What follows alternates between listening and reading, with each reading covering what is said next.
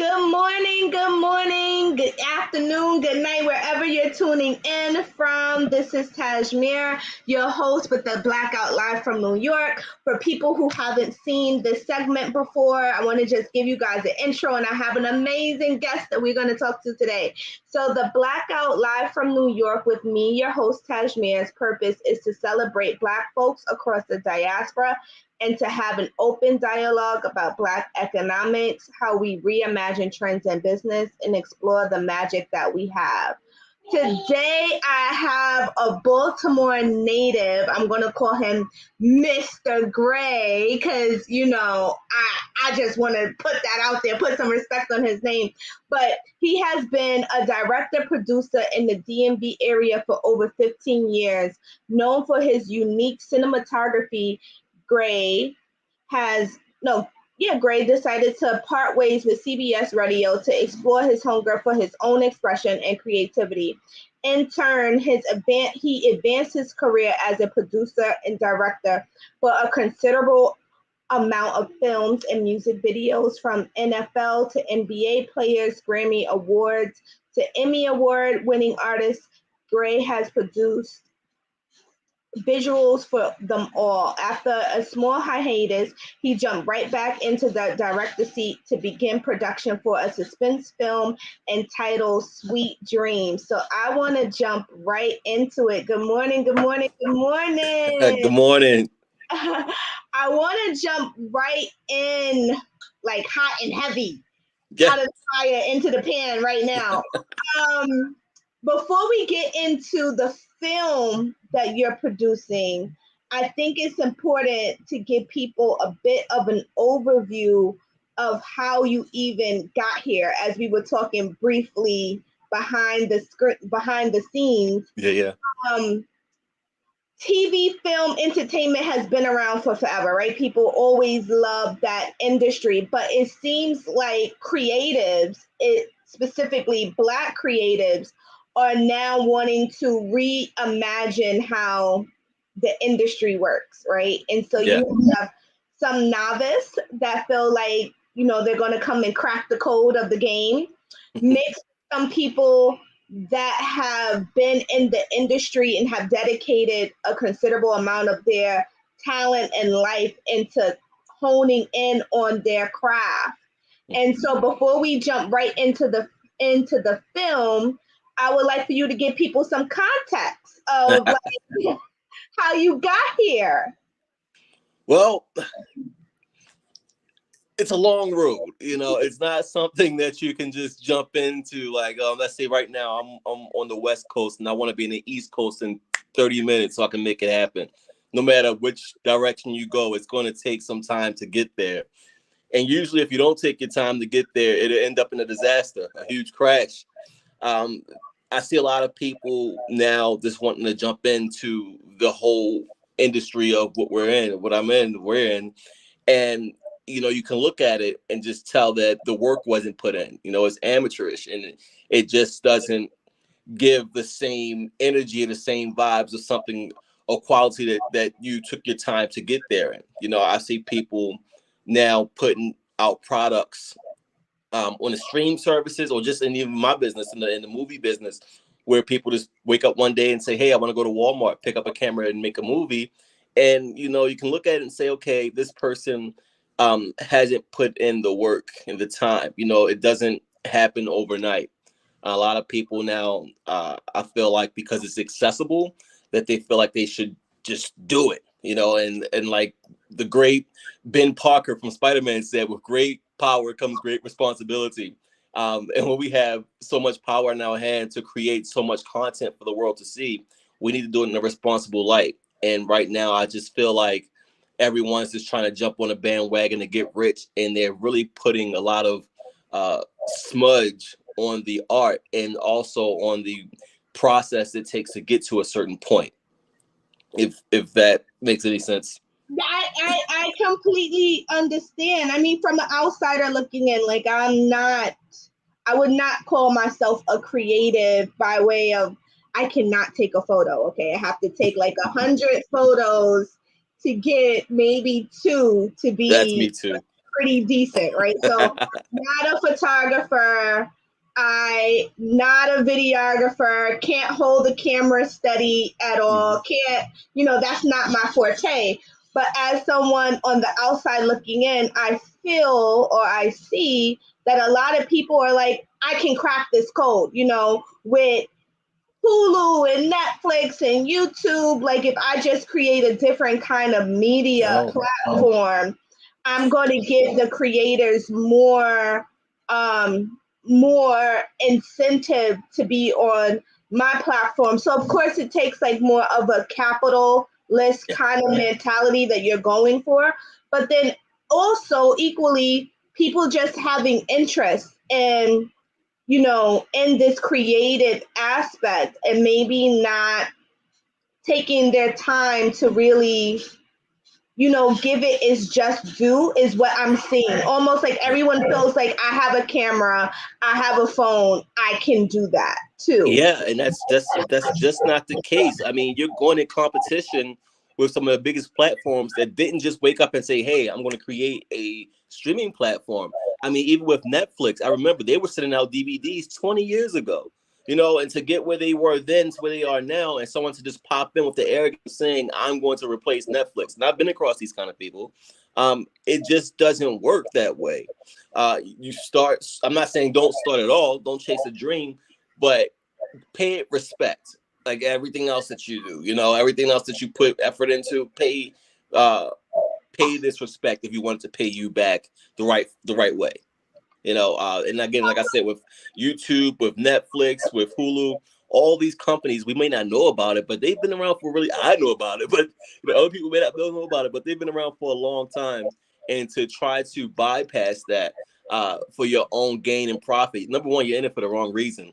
And it'll never work out that way. And number two, you just didn't put in the work, so you need to go about 15, 20 years back and start there. And then possibly you can progress if it's meant for you and if it's meant to be. That's just how I feel about it. So let's talk about some of your work, because when I was reading your bio, you worked with videos and films, music videos from the NFL to the NBA to the Grammys to the Emmys. What was that like, really quickly, to give some inspiring, cinematography folks some clues? I mean, it was an interesting ride in life. And also almost like an identity crisis. When it sounds good on paper, but in reality, I didn't enjoy it as much because I wasn't there for the right reason. For example, yes, I did work with a NFL player. Technically, I was the camera operator there, but I was a videographer, not a cinematographer at the time. Meaning, they had an event. They wanted me to shoot the event, so they said we need a cameraman, and that was me at the time, which I hate being called a cameraman, but that was my way into the door. Sometimes you have to do what you have to do to get into the door. So, just for example, like I said, I shot the Ray Lewis Foundation. Technically, did I work with NFL players? Yes, but was I sitting at the table eating dinner with Ray Lewis at the time? No, I was not. I was just a camera operator, putting myself in positions and putting myself in rooms. Doing what I didn't like to do in order to be around certain people that I wanted to be around in order to possibly grasp onto and build from there. So and it did work. I was in the room with a few people, and I may not be able to talk to that person directly, but I was in the room with people that were allowed to talk to that person directly, build relationships with that person, build relationships with this person. And when you look up, next time you're not being hired as the camera person, you're being hired as a director for a commercial of that nonprofit organization or something like that. And you just keep building and building and building. But sometimes you just can't walk in the door trying to be the producer or the director. Sometimes you just need to be able to get in the door to smooth around a little bit to find the proper channels to get wherever you need to get to. So that's how it was a lot in the beginning of my career, just getting in the door with a camera in my hand. And then from that point, saying, okay, yeah, I took your picture, but this is not what I'm really here for. I really want to build beyond just the camera guy. I want to tell a story in movie sense. I love that we talked about that, because there's a commonality across industries of relationship building, right? Of like, it takes you getting one relationship, really being authentic and building that relationship to get you to the next relationship. And when people don't know your journey, they just look up and they're like, oh my gosh, this person is on the scene and this person is doing amazing things. And this person seems like they're young and they're trendy. I can do that too, right? But Right. not necessarily understanding that while you might not have been in the room, you know, early on, you had all these building blocks to get you there. You have to count that time too, right? Yeah. Like from the time that you first picked up a camera, or Yeah. the first thing that you took a photo of and you critiqued it, and the first people that helped you tweak that language and Yeah. that shot to like here. Yeah. Really, that could have been like a 15-year journey, It right? was more like 20. You know, 20-year journey from like the first instinct of doing that. But so you have to count all that time that it took you to get to this very seat. And sometimes when people feel like, I don't need to put in all that time, I just have the bright idea right now, I feel like the newness brings creative energy and idea coupled with like experience and knowledge meets a moment together. And there's no way for you to, discount the amount of time that it takes for you to understand pros and cons. So let's hop into the movie. Yeah. Because when we were talking on the phone a few weeks ago, I was like, "Oh, this sounds cool." So give the folks an idea of like the movie, Yeah. what it's about, if it's Yeah. streaming now, that kind of thing. And then I also want to talk about, how you got to wanting to make the movie. Yeah, no doubt. The movie right now that's out is called Sweet Dreams. It's actually a reboot of something that I did maybe 14 years ago, 14 years ago, and I just redid it again. The original concept came from I liked older movies like Fatal Attraction, Hand of Rocks to Cradle, like Lifetime style movies, and I just wanted to bring that to our culture. Got tired of us, especially Baltimore, being seen in a light that has been seen over the past 2 decades. I want to bring a different light to Baltimore. So I took the type of movies that I liked along with the edginess of Baltimore, and I brought it together and created this story, Sweet Dreams, which is about a model that's dating this photographer, and she can see into his dreams, which is all nice and cute in the beginning, but the photographer has a wandering eye, and she gets a little jealous and starts to kill off the women that he's dreaming about in his dreams, but really die in real life. So it's like, the Freddy Krueger thing mixed with like this love story thing. And it's a crazy story. But I definitely felt like it was something that could be a man's worst nightmare. And it also brought a different light to Baltimore. So I was really happy to do this again in Baltimore. So you said you had the idea 12 to 14 years ago where you did the first one. Yeah, so like if you go on YouTube right now, you can find the original movie Sweet Dreams. And I mean, I was an actor. So I still am kind of, but I was an actor back then, so I was the protagonist back then when we shot it. But it's almost the same script. It's just a newer version of what we did. Better cameras and better sound, and just more modern. But same premise, same story. So before you got to doing the shooting, the storytelling part, how hard is it to go from being behind the lens to writing the script? Right. He produced, act, everything. How hard was it to write? As much as I hate to admit it, I'm probably a better writer than I am anything else. Because I have so many different personalities up here that are just dying to come out anyway. That I get to the computer or my phone and I just start typing, and it just flows. It flows really naturally. I stay true to myself. I stay true to the characters when I'm writing. That's one thing I suggest that any aspiring writers, when they're ready to come out, just stay true to the character. Don't say, what would I say? Say, hey, what would this character say in that moment? You know, don't cheat the characters. So that's what I do when it comes to writing. I just transform, and I guess because maybe I act also, it's easier for me to fall into these characters when I'm writing. So that's what I suggest. Just fall into the character and just let it flow. Don't question it, and whatever happens, don't blame it on yourself as the writer. Say, I don't know why the character said that. It was the character. It wasn't me. You know, this just let it flow. Let's let it flow. Is what you think would happen. But I think the writing part is my favorite because sometimes due to lack of budget, I can get more creative in the papers, and my scripts are sometimes better than the actual product because the scripts don't have a budget. I can write whatever I want. Versus, when it's time to actually shoot it, it's like maybe we'll scratch this scene and put something else there because this is more in the realm of the budget of what we have at the moment. So, yeah. What about the casting? Because you got to cast people, right? Yeah. So, when you're writing the script, do you already have an idea of what you want the character to look like? When I write the script, the characters are all me with wigs on, and like just dressed all the way different, just Eddie Murphy the whole damn thing, so. And they're all me in the beginning, like these different personalities, and then when we do castings, they then steal the role from me, and they're like, "Okay, I'm going to take this role and make it my own." And if it's believable, I'll say, "Hey, you did better than me. You got it. That's your role."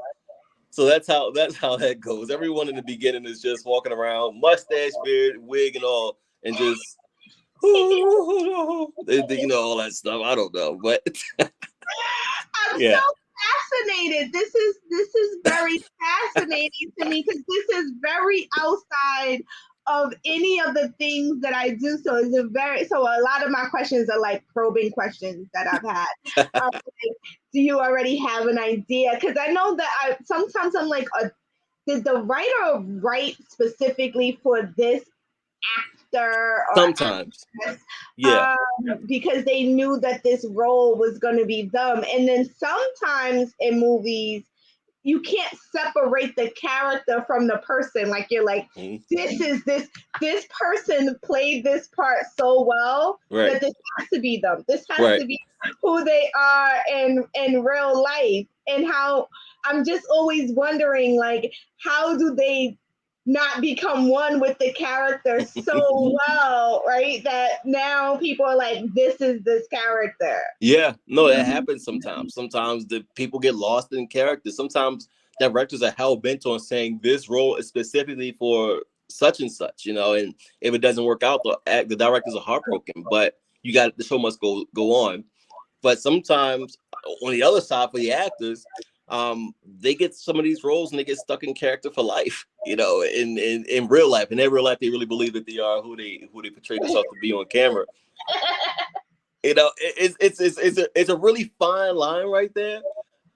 Because sometimes even your audience will always typecast you and keep you in that role, So you got to be careful when you're picking roles and how deep you want to get into it, or how long you want to play that role if it's a TV show, because you will get typecast and become, hey, that's Al Bundy, hey, that's Ghost from Power, hey, that's who, like certain people just have they get stuck, and it's not that's not the best way to be if you're an artist, because you always want to be very transparent and be able to make yourself whoever you're cast to be, not just being whatever character it is into a new one.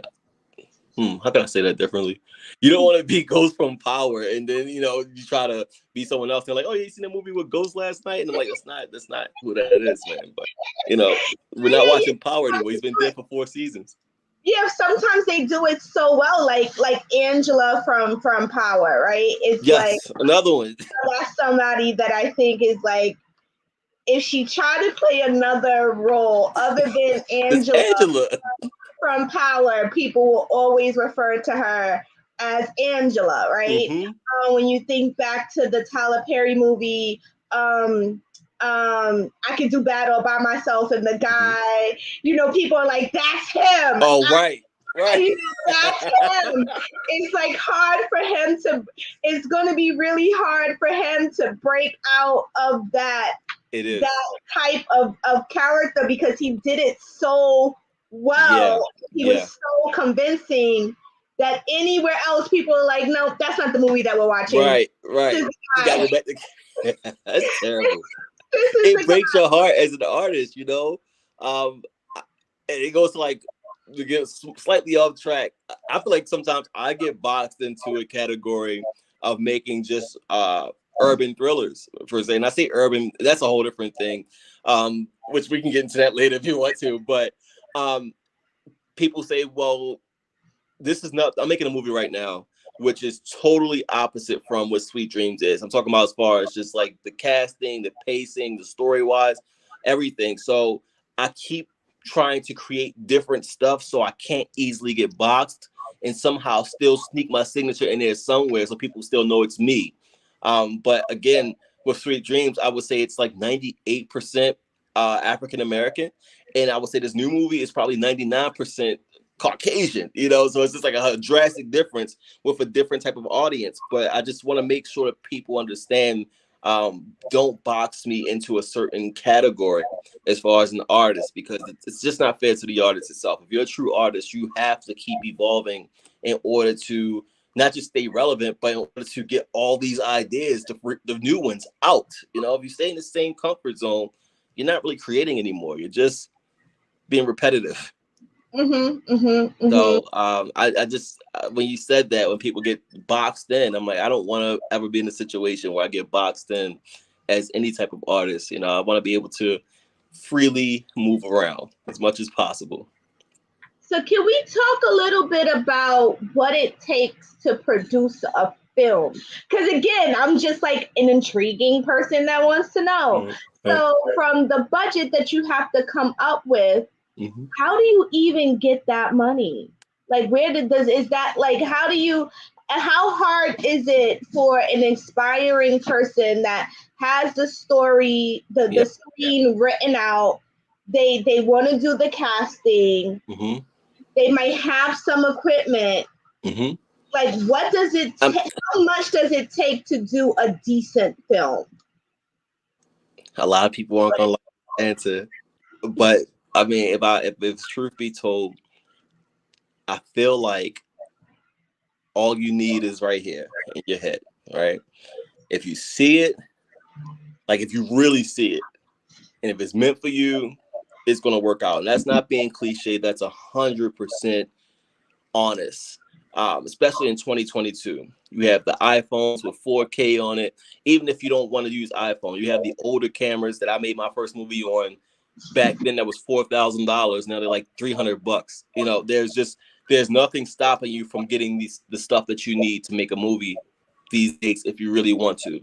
Now there will be a lot of hurdles along the way, but that's with a budget, without a budget. You're going to always face hurdles. So as long as you know in your head, I'm going to get this done, I can see it. We just need to maneuver around certain things, and you have a team around you of people that want to do it as well, it will get done. It really doesn't matter about money necessarily to get your story told. Now, if you want to be unrealistic and say, hey, I want to blow up a truck, you know, it's in an action sequence, then that's different. But to start off, all you need is just an iPhone or an older camera and a group of people, or if not a group of people, you and someone else that just believe. You just gotta believe it and just do it, and it will work out. I've seen people with $500,000 budgets, and that's still small budgets in the indie world. But I'm just saying, starting out, I've seen people with $500,000 budgets make movies that are horrible, and I've seen people with no budgets at all with an iPhone and made spectacular movies. You know, so budgets really don't matter. You just, the more money you get, the more stuff you get to hide behind to tell a story that doesn't need to be told anyway. So if you're a true artist, budgets really don't matter when it comes to filmmaking. You just need to be able to tell a story with what you have. You know, if I was a true artist in any other aspect, if I was like, well, they say, hey, Alvin, you're a painter, or you draw. Here's a pencil. Draw something on the wall. And I can't say, hey, I don't know how to draw with a pencil only. I need a acrylic paintbrush to be able to draw such and such. Like, that doesn't make any sense. If you're a true artist, you can just take a piece of paper and a pencil and draw whatever. And it's the same thing with filmmaking. If you're a true filmmaker, director, producer, you can make it happen with little to no funds and build that way. That's just from my experience of making like 4 or 5 feature films, starting from nothing and getting to where I am now. Now, when you continue to create, you will find people that say, hey, this person is onto something. I want to invest, whether it be a real estate agent or, a retired doctor, a lawyer, or someone who's just interested in the arts that can't actually be in the arts. When they see that you're working, when they see the products you're putting out, this person can tell a story. All he needs is a little bit of money, or she needs a little bit of money. They will start to bring money and put it into your projects for you. So don't worry about the money first starting off. Just jump out and just do it. And the right people will notice you, for sure. Now, what about the business side? We sometimes get focused on the creativity side and we don't pay attention to the business side. What business acumen does someone getting into the game or already in the game need to have? Just don't let no one come in and take over your projects. I mean, and that's something I struggle with that myself as an artist first and a business person second, which I hate to admit it, but it's true. Surrounding yourself with the proper lawyers, entertainment lawyers and things like that to make sure that you're safe, make sure that people don't want to come in and try to take over your whole project. They might throw a couple $100 in your face. When I say a couple hundred, not literally, but a few $1,000s in your face. And you're happy to take it at the moment because you need it to make your project, but not realizing that you could possibly get ripped off for $1 million or so later on down the line if you don't handle your business first. So as much as you want to be an artist, always make sure that you have a business consultant or entertainment lawyer or something, just to make sure that you cover yourself, because this business can get very crummy because everybody wants to get in, however they can. And a lot of people aren't capable of being the creator. They're only capable of being the business person. With that, you gotta watch that though, because again, they can dig into your pockets really deep, leave you with nothing. You see that happen all the time, especially used to be in the music industry. You sign that paperwork, your first record, and you don't make anything because you're so worried about the upfront money and just getting on, putting yourself on. Excuse me.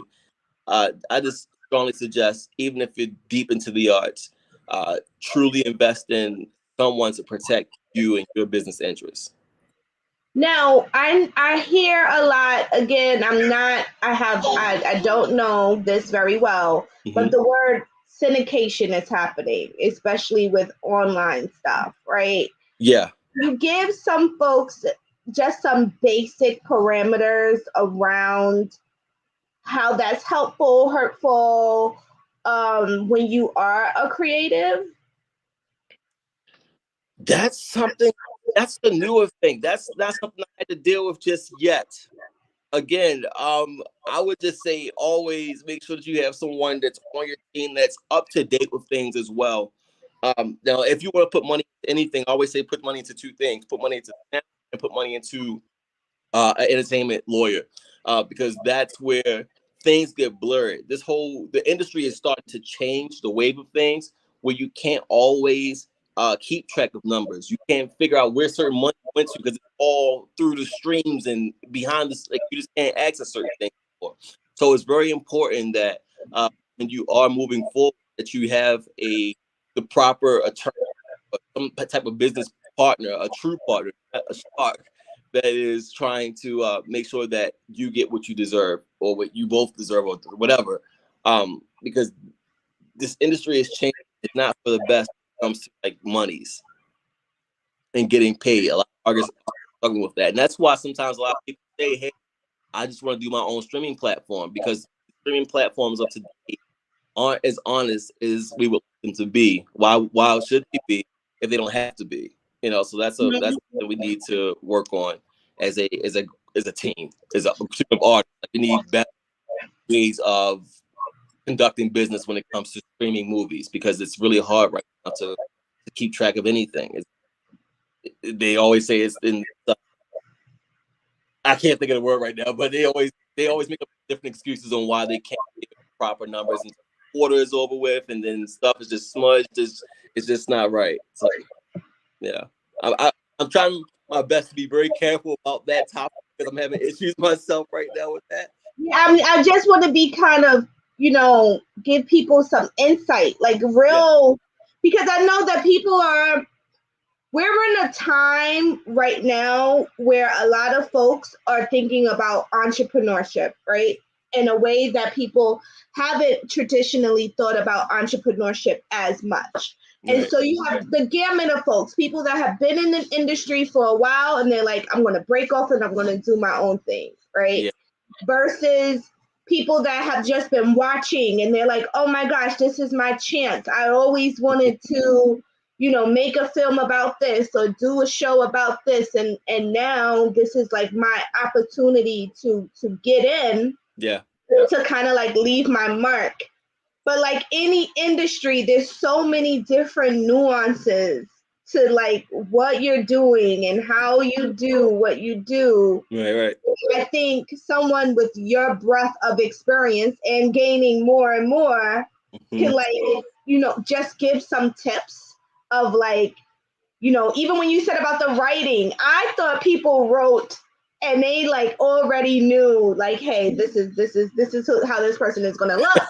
This is how this Sometimes. person is gonna be. Like, as someone on from the outside, haven't written a screen at all, I just like was like, oh yeah, like the person walks in and they read the script and they're like, yes, that's exactly who I had in my brain, right?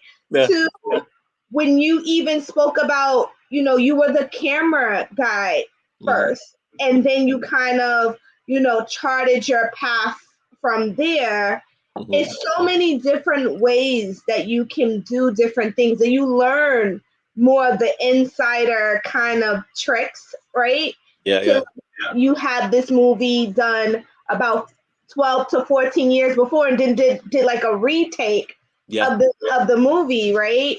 So it's just interesting. Like I'm just intrigued Yeah. by this creative side, production, directing, and I think that we're seeing a lot of actors and actresses coming up with their own production Yeah. studios, right? Yeah. Yeah. So it's kind of like wanting to like peel back the layers of how that even becomes a thing, and how do you make it work. So I want to get back into this film really quickly. Yeah. Yeah. How was it doing the retake of the film? Like, did you go back and watch the movie the first time and you were like, I wish I could have added this part in? Yeah. Yeah. For sure.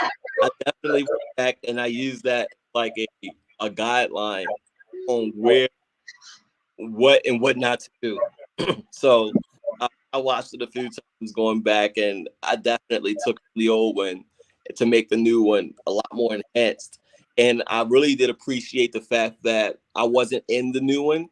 That way, I was able to really focus on telling the story the way that I felt like it should the first time, which is very similar. It's little subtle differences that I would have made that I was able to make it a new one. So I enjoyed the whole process. It was very eerie sometimes to see how similar certain scenes were, uh, just because some of the actors and even my camera op, my director of photography, he didn't see the movie either. So when he went and saw the old one, he's like, "Wow, he's actually eerily similar, frame for frame, shot for shot." But it was a cool experience. We shot it in 8 days, over the top of a COVID time. So everyone's like freaking out for air. Don't breathe next to me. Like everyone's going crazy, very hostile, very angry. No one talks to each other anymore. It's just it was crazy. It was a crazy set. But was it? But that had to play into the whole Freddy Krueger aspect of it because you were able to like bring that energy Yeah. Oh yeah. into those scenes. I can only imagine of like how that might have looked. Yeah. Very. A lot of people are very unsettled and very tense. Like it was a very tough time. It was a very unreasonable time. Also, I'm like, we're running from air right now, same room. Like, either we're gonna get this done or we're not. But while we're here stressing, so we got it done though. We got it done in 8 days, so it wasn't too bad. But it was very intense when it was Cool. So you have a new project that you're working on now. Do Yes. you have any other things coming up that people should be looking forward to? Yeah. So we should be releasing a stream series this summer called Risky Business. That's going to be a pretty heavy story. If you've seen the old movie Risky Business, then it's similar to the actual movie Risky Business from Tom Cruise back in the 80s. But we rebooted that. We're shooting that now. Well, we're editing that now. We're shooting Senior Cut Day right now in Nevada. That's going to be a pretty suspenseful movie. Let me think. What else? Also producing a movie called Freak Like Me in Baltimore when I get back in July. So 3 projects coming out all before October, I would say. Wow, busy. So do you do like these, like what if people are like, I love this so much, I want to do like the being that exclusive like screening thing. How does that work? Just reach out to me, and which by the way, you're there, if you ever want to come down to Baltimore when it happens. But for anyone else, they can just reach out to me on my Instagram page, Mr. Gray 2020, and just DM me and say, hey, I want to be a part of the process, blah blah blah, whatever. We'll talk, and if it works out, then it works out. But I always ask for people to support, even if it's just by sharing the video, or sharing whatever what's happening. I have a movie right now, Sweet Dreams on Tubi right now, and I always say, hey, even if you just want to click it and just watch a couple minutes, share it with someone else. So that's all you have to do. Literally, with this movie, Sweet Dreams, you don't have to pay anything, So all I need is just the support. If you want to help, if you want to be a part of the process, just click play and watch the movie. It's not even, hey, you don't have to put no credit cards in or nothing. Just watch it. So if you can't support at this point where you don't even have to pay anything, or you don't even have to enter an email, if you can't support it this time, you're just really hating. So I don't want to be a part of this situation. So they can watch Sweet Dreams where? Right now, the new Sweet Dreams you can watch on Tubi. So just download the Tubi app and just click in Sweet Dreams or click in Alvin Gray, and it'll pop right up and you just press play. It don't ask you to sign in. It don't ask you for credit card information. Doesn't ask you for anything, and it's free. So the more streams you get, though, of course, like we was kind of mentioned earlier, the more streams you get, the better off it'll do for me. So if you want to support, you don't got to support out your pockets. Just support with your eyes and watch the show, the movie. Okay. I'm going to put that on my list. Please. And my chief of staff here has now decided to take a hiatus. Wish Elijah would come over and help interview you today. But he's watching Coco Melon. So I think he's slightly addicted to J.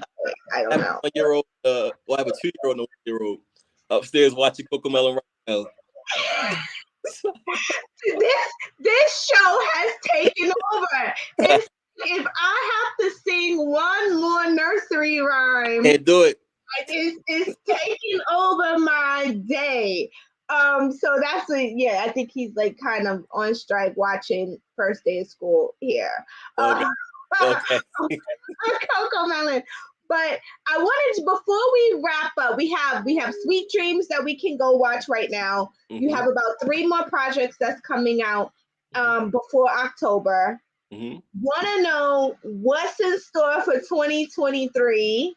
If you have any tips, any new information, inside scoop that we can have here at the Blackout, would love to know. 2023. Oh my gosh, I had an anxiety yesterday about this. I have so many different ideas in my head, and to get them out, I can't get them out quick enough. So with 2023, I'm hoping to be working on season 2 of the stream series Risky Business that I'm doing. I was playing with the idea of possibly doing a Sweet Dreams Part 2.